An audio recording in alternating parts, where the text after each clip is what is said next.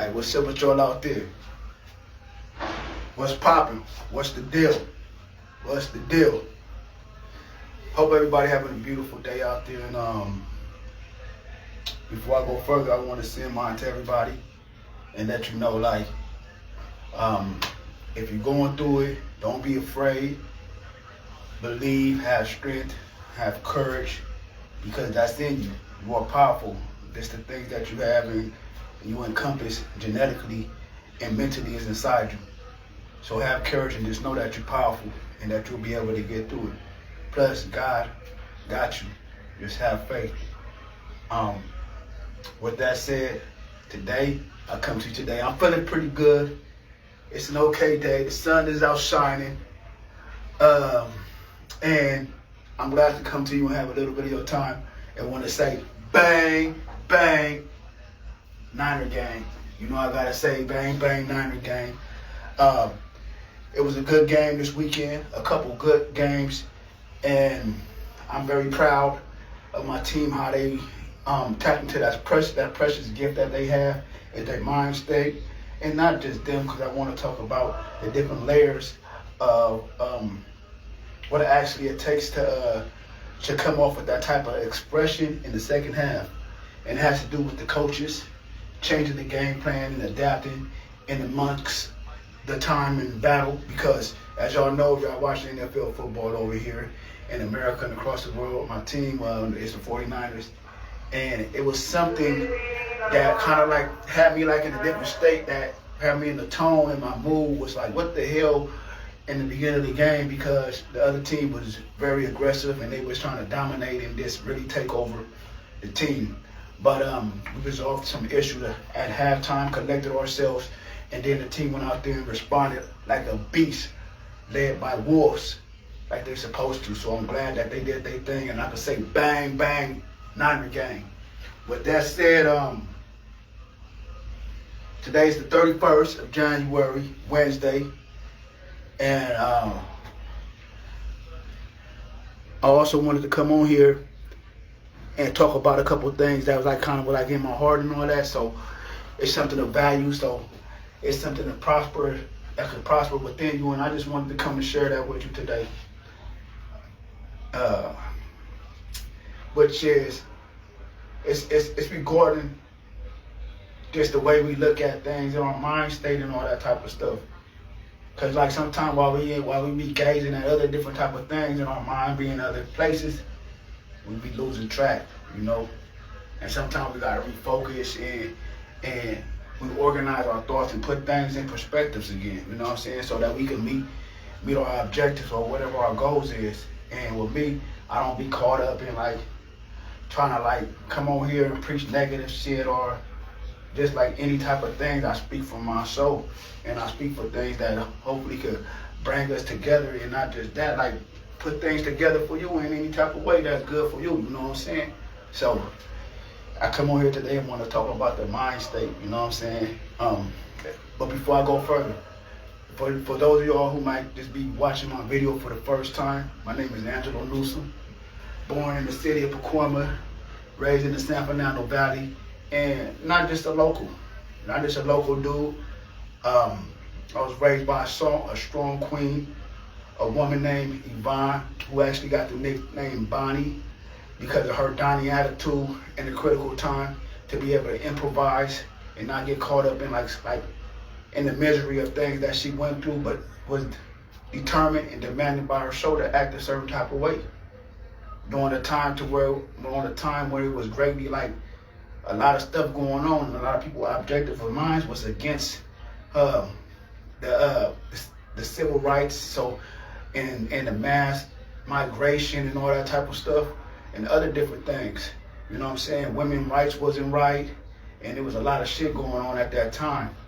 And us being in the San Fernando Valley in Los Angeles County, it was a rigorous time, and that's when a lot of shit just like really started to like happen. As far as the crack cocaine epidemic and all that type of stuff started ascending. It started in Los Angeles County, where I was in the 80s when I was born, and born to my mom, you know what I'm saying?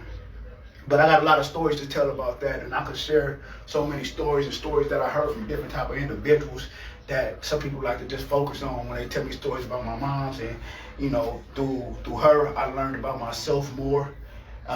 Through her youthfulness and her glee and her attitude to be able to attack things in a male-dominated industry and a male-dominated movement at that time was like some pioneer shit, especially like in the Valley. You know what I'm saying? I'm gonna keep it straight up and real with y'all, because you gotta believe amongst that, you gotta have a certain type of mind state to be in that time, to be able to propel and put yourself in a certain situation where everyone is feeling you with respect and a pleasurable place. So my mom, she was able to do that. You feel me? And then like that galvanized other women, you know what I'm saying, to permit certain actions amongst them to act and move in a certain way towards a time that was male dominated. You know, she just stepped out the game because kids was the most important thing to her. So I wanted to bring that up because that also deals with mind states, how things going. Because I come from the San Fernando Valley, and Los Angeles County, it's the headquarters for a lot of things, good or bad, depending on how you look at the situation. You feel me? Like, you're gonna have individuals that get their different expressions of Los Angeles County, California. You got individuals from LA, like Los Angeles, the city, that's a difference. And you got people from Compton, Watts, and all those type of areas within LA County, which is different. And then you got the San Fernando Valley, which is different. And then you got other areas within Los Angeles County that's all different. So the looks and the cultures, the subcultures, were full of different areas and different ways of thinking. You feel me? And my community is like in the San Fernando Valley, like where I was born and raised from. So I'm abreast in my attitude to shape a certain type of way, but I never was local.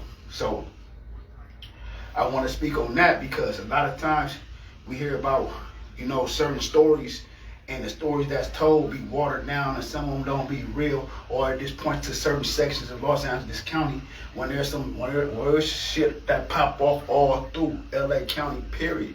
You might hear about a predominant hood or this and that, the Pyrus, Compton Pyrus. You might hear about LA gangs. You might hear about Crip gangs. You might hear about Pacoima. Then you might hear about OVG. You know what I'm saying? Which is the original Valley gang, which was all started. It wasn't no C on it. It was just original Valley gangs in the 80s. But a person in the San Fernando Valley decided to start their own group and their own individual grouping, especially at a pivotal time because money was starting to get flooded in. And that's how OVG came about. It was just an original Valley gang. So most of the individuals that come from the Valley, San Fernando Valley area, but not the rich parts, but you got the urban community, the metropolitan areas, the pockets of where it's really rich, but it's really like tattered with a lot of like gangs, drugs, and violence. So within that, a lot of people that was from gangs in that area and all that end up being like they the sons or the grandchildren of people that's originally from OVG, and then it dwindles down. Not OVGC, it's different. So that's how original Valley gang started, and my moms and all them was a part of that. I'm not gonna go too deep into the stories, right, and the things that I have, because if I almost go too deep into that, I reveal too much. But speaking about the San Fernando Valley and the gangs within that area, right, it's more than just 1-2 gangs. You might hear about the Set, you might hear about OVGC, Pacoima Pyru, you might hear about other gangs, Westside and all that, or E-Dub, but it's other gangs like Legged and all that type of stuff, right? It's subcultures within the Valley. And that's just some real shit, because everybody seems to focus on certain predominant gang, but it's active members all around there, right? With a youthful glee and an ambitious attitude to want better in life. But this is not just, let's say, this is not just something that happens in the San Fernando Valley, because you have people all around America and other parts of the country that's been through the ringer and the rigor, not in the finest way, but in the struggle. You know what I'm saying? Yearning for that deeper desire to want that stability for themselves. You know what I'm saying? So like, that's how a lot of shit popped off. So And then one of these dudes that be on here talking shit, right, is an individual. All he do is talk shit and clown, right? Yeah, or this crazy and hate. Almost screwed. You would think screwed in a certain type of way, but see, I know this individual. He just clowning. But what I'm doing right now, right, is I'm giving you the realness about the shit that really pops off that a lot of individuals don't know about. So when you get your source of information, and then when you observe things or hear things, you'll know the real. Because if you was to go to my area where I was born and raised at right now, right, it used to be a combination, a mixture, a blend of black and brown individuals in Pacoima, Panorama City, Van Nuys, North Hills, and predominantly like what was the skylight in the clouds that covered it, or as people was black and brown individuals. You feel me? Like, and it was active, and a lot of us was young. We was kings, princes, but coming up in those environments turned us to criminals. So that was just there, and you got to think, LA County was the headquarters of the cocaine and crack cocaine epidemic. Two of the most major busts was in the San Fernando Valley area, Sylmar and Encino in the 90s. So Sylmar is right connected to my birthplace, Pacoima, where the hood is, and so that gives you an understanding of how closely connected the two of those are, staring those in the eyes with the drugs, the communities, and the gang, which was a major influences on how community and people went about their thing, went about their way. So from there, it's all through LA County, other sections in LA County. You have Compton, you have Watts, you have LA, you have different areas, you know what I'm saying, to where drugs started to penetrate and then travel outside of California to other states. You know? So the reason I'm bringing these thoughts to you, right, because the house of where it started, I want you to examine it and know that San Fernando Valley, especially the tattered areas of these subcultures, metropolitan cities, urban played a big role in a lot of shit that people don't even really know. But it was dear to me because as a little boy, I was in those streets. And I know the effect and the up close and personal of what happened and the attention that was brought, good and bad, to the impact of how things had affected my community and communities around the world. So it's not like I'm telling you something that's not truth. I was born in it. I was bred in it. And it's important that we know the role that was played, you know, in my mom's being a woman at that time, being abandoned and abused, and then at 16 having to leave her house, and then along with her little sister that's 15, by no means of their own, but by the means of their mind and their soul, saying like, this is not right. You know, it's like had to sneak out the window at night just to get away from the abusive verbiage of what I know. So what people tell me and what I've talked to my mom about. So at that time, for her to go and do what she did, I got stories that I heard from older homies, all type of things, you know what I'm saying, that I can reveal, but I won't. And they ain't not gonna reveal a lot of stuff that's dear to them for me when it comes to, you know, her while she was out there pursuing her dream and got respect for some of the most successful men that was in the game and became business entrepreneurs. So I'm never going to neglect that side, but I'm going to preach it and give it to you right, because that's the life that I was in. Because one thing I want you to know is that the cultures that exist is different around the world, but we have people that may not have had to experience that type of thing. So I'm not going to pretend to sit here like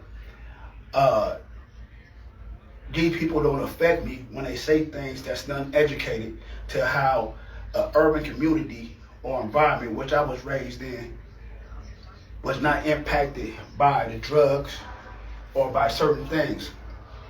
Because on some real shit, like, we know when it comes to drugs, alcohol, No matter where you live in, you could be in the Valley in Panorama City, San Fernando Valley, Pacoima, PCs. You could be in Compton, Watts, Arizona, St. Louis, New York, Brooklyn, wherever you at, right?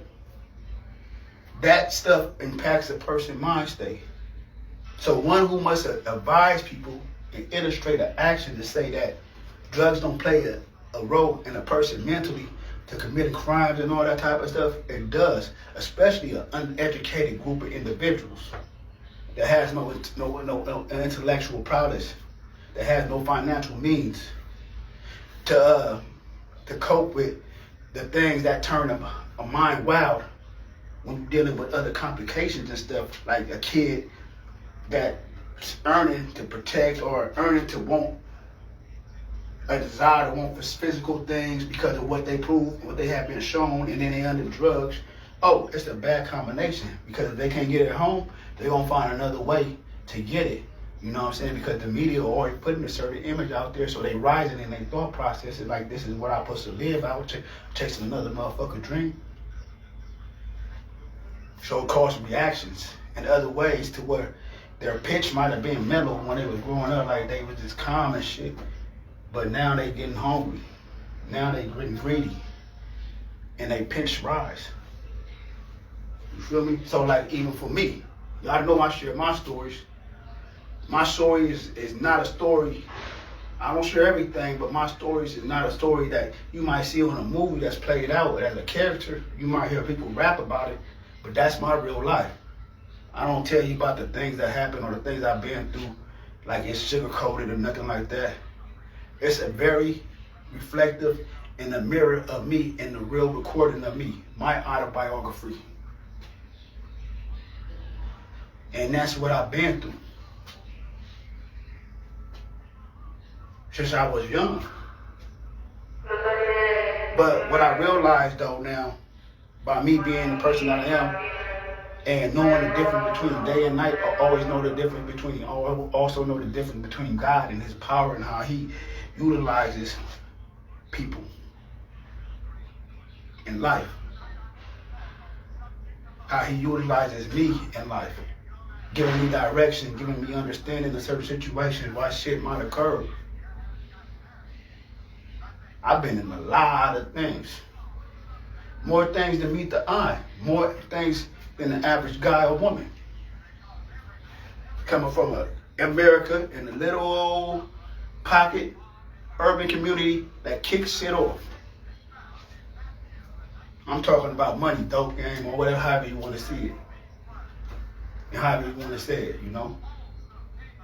But I've been through a lot of shit. And like we all have different things that we go through and different things that we experience.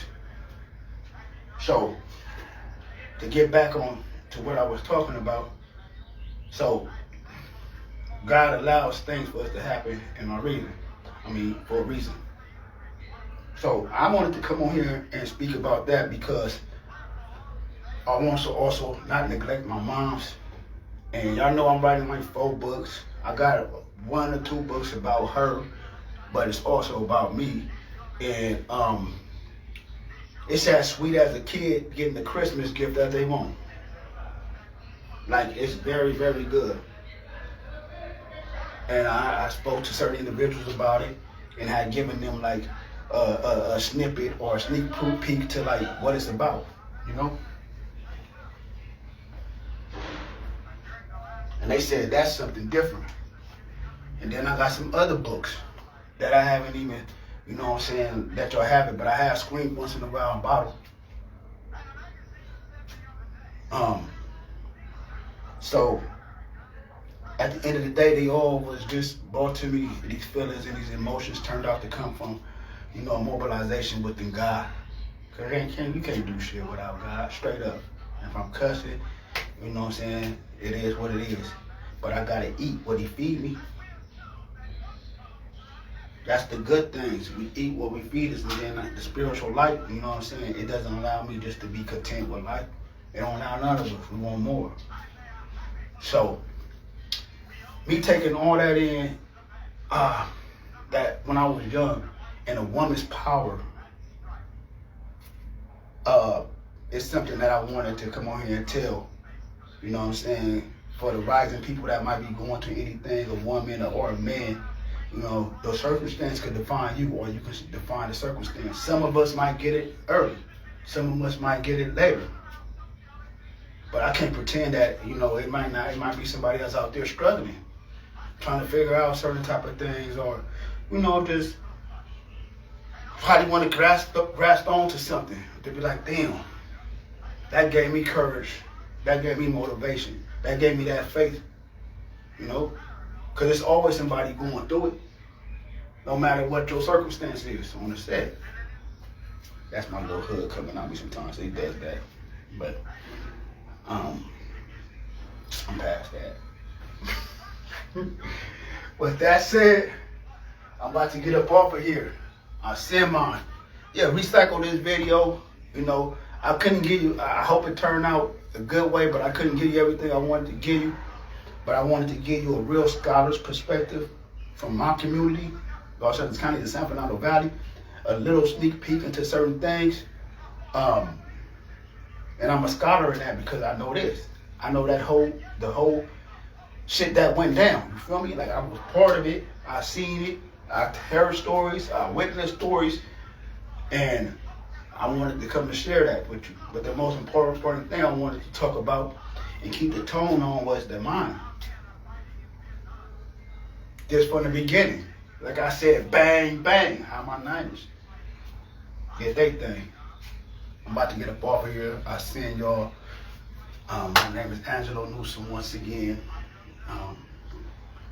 Born in the city of Pacoima, raised throughout Pacoima, Panorama City, Northfield, and Sylmar. And I just wish you a beautiful day. Kisses and hugs.